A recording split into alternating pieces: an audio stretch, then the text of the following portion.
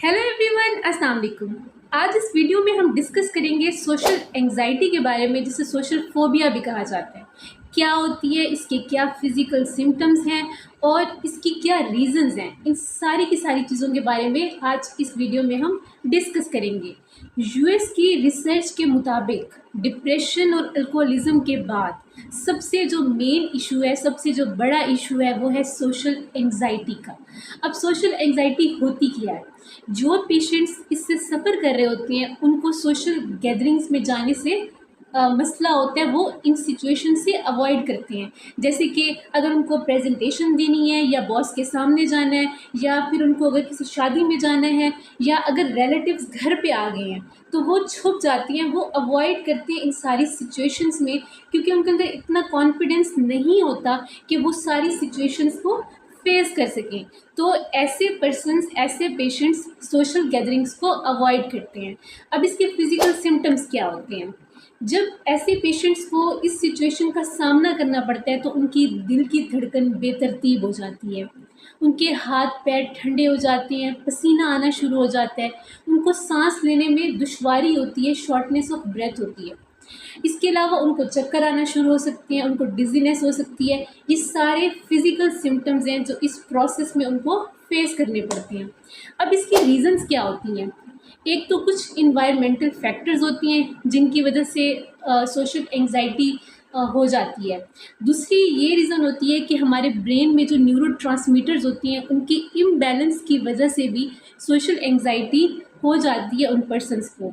इसके अलावा कुछ बच्चों में भी सोशल एंजाइटी होती है। वो किस वजह से होती है कि कुछ पेरेंट्स ओवर प्रोटेक्टिव होते हैं बच्चों के मामले में, जिसकी वजह से क्या होता है कि बच्चे जो होते हैं वो क्लिंगी हो जाते हैं, पेरेंट्स से चिपके रहती हैं। अगर पेरेंट्स से दूर हों तो वो रोना स्टार्ट हो जाती हैं, उनको मूड स्विंग्स होती हैं। ये सारी चीज़ें उनको फेस करनी पड़ती हैं।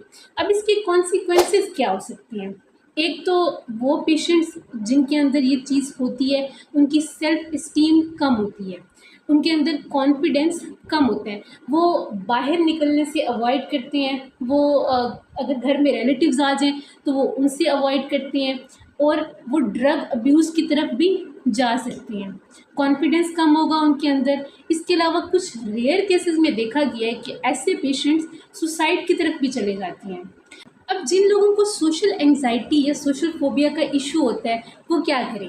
ज़्यादातर ये टीन एज में देखने को मिलता है कि उनको स्कूल में, कॉलेजेस में प्रेजेंटेशन देने में इशू आता है। तो करना क्या है? इसमें नंबर 1 पे है एक्सपोजर थेरेपी। आपने घर में शीशे के सामने खड़े हो जाना है और 2 से 3 दफ़ा आपने प्रेजेंटेशन देनी है। आपको ऐसे लगना चाहिए कि आपके सामने बच्चे बैठे हुए हैं जो कि आपको इवेलुएट नहीं कर रहे। उसके अलावा आप घर में सिबलिंग्स के सामने प्रेजेंटेशन दें, आप अपने फ्रेंड्स के सामने प्रेजेंटेशन दें। इससे क्या होता है कि थोड़ा सा कॉन्फिडेंस बिल्डअप होता है। इसके अलावा मैं आपको एक ऐसी टेक्निक बताऊंगी जिससे आप वक्ती तौर पे रिलैक्स फील करेंगे, जिसे कहते हैं बॉक्स ब्रीदिंग टेक्निक। अब होता क्या है कि ऐसे पर्सन्स को, ऐसे पेशेंट को जब ऐसी किसी सिचुएशन का सामना करना पड़ता है तो उनकी दिल की धड़कन बेतरतीब हो जाती है, हाथ पांव कांपने लग जाते हैं, पसीना आना शुरू हो जाता है, सांस लेने में दुश्वारी होती है। तो अगर वो इस टेक्निक को यूज़ करेंगे तो वो वक्ती तौर पे रिलैक्स फील करेंगे। करना क्या है? हमने 3 सेकंड के लिए इनहेल करना है, मतलब सांस अंदर की तरफ खींचना है। उसके बाद 3 सेकंड के लिए हमने सांस को रोक के रखना है, और उसके बाद हमने 3 सेकंड के लिए एक्सहेल करना है, मतलब सांस को बाहर की तरफ निकाल देना है। इसे कहते हैं बॉक्स ब्रीदिंग टेक्निक। अगर आप आइज़ क्लोज करके ये काम करेंगे तो आप ज़्यादा रिलैक्स फील करेंगे। आप किसी भी पोजीशन में ये प्रोसीजर कर सकते हैं। अगर आप लेटे हुए हैं, बैठे हुए हैं, किसी भी पोजीशन में आप ये टेक्निक अप्लाई कर सकते हैं। इससे आप वक्ती तौर पे बहुत ही रिलैक्स फील करेंगे, और इसे कहते हैं बॉक्स ब्रीदिंग टेक्निक।